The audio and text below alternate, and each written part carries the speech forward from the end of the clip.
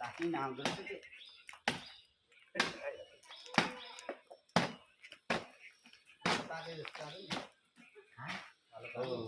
एउटा मुराले कति दिन पुग्छ बुवा यो हप्ता दिन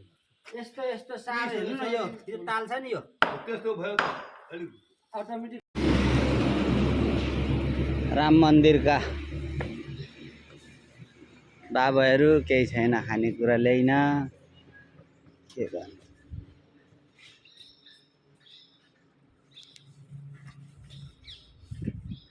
गाडी माथि चढेर बस्छ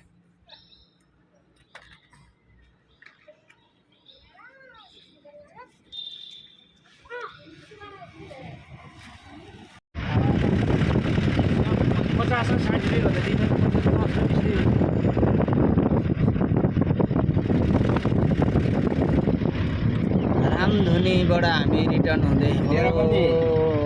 कागड भित्र दिइ हाले नि लु हो खाइसक्यो हाले कागडबाट खाली हाल्यो बसको पनि हाल्यो दामी हाल्दैछ पैसा पाल्यो कति तिर्यो सुरु हामीले तिर्नुपर्ने त नि 1100 र 250 तर छ नि तर हामीले ठाउँमा खानु पर्छ नि कति दियो भन्छ 6500 दियो तर उसले सिधै भन्यो हजार तिमीले तिर्ने यति रकम हो कसले बनाइदिएको तर तिर्नै पर्दैन पछि रामधुनी घुम्न आएको हामी यता छिटो आउनुहोस् है यता जङ्गलमा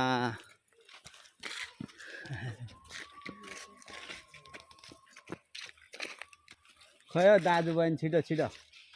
ए दिदीभाइ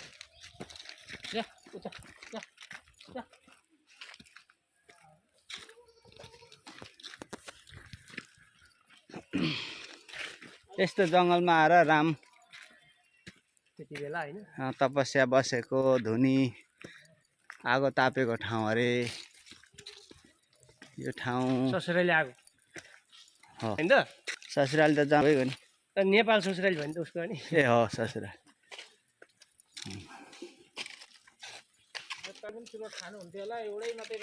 त्यही खाम नै के सर रामधुनी दर्शन गर्न आउनुलाई हो यस्तो दाउरा लगेर एउटा यसो छुवाई मात्रै दिनु हुँदो रहेछ अटोमेटिक आफै आगो सल्किँदै बलिराखेको हुँदो रहेछ एउटा रामधुनीको आवश्यकता यस्तो हुँदो रहेछ पख्नु थुन्नु भएको छ यो चाहिँ लडाएर जाउँ त यो एउटा ठुटा त्यहाँ लगिराखौँ लगिदिउँ न लगिदिउँ भन्दा नि धर्म हो नि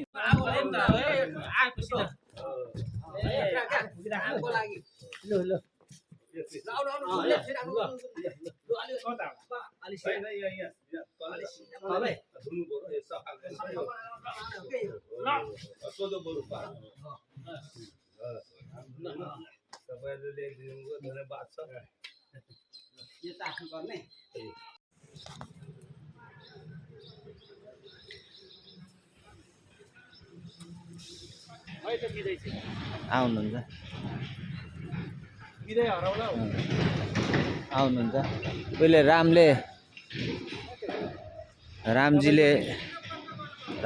श्रीरामले फुक्नु भएको आगो अझै निभेको छैन भने सुनेको हेरौँ अब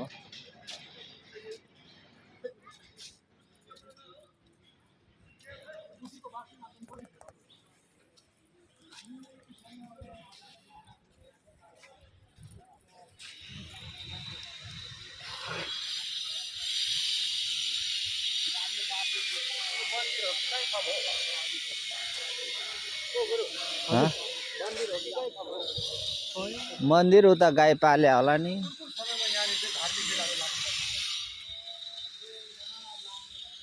धुन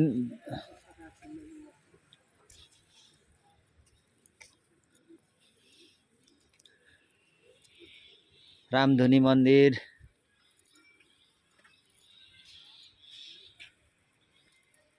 उसले रामले फुकेको आगो छ भन्छ कहाँ छ खोइ बन्द रहेछ है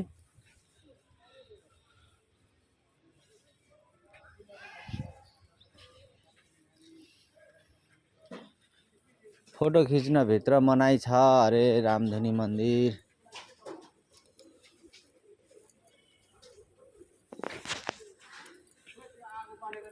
ठुल्ठुलो के लिन जानु भएको? ठुल्ठुलो डोको बोकेर हिँड्नु भएको छ। अहिले त डाले घाँस मात्रै पाउँछ त, डोको बोक्ने घाँस पनि पाउँछ?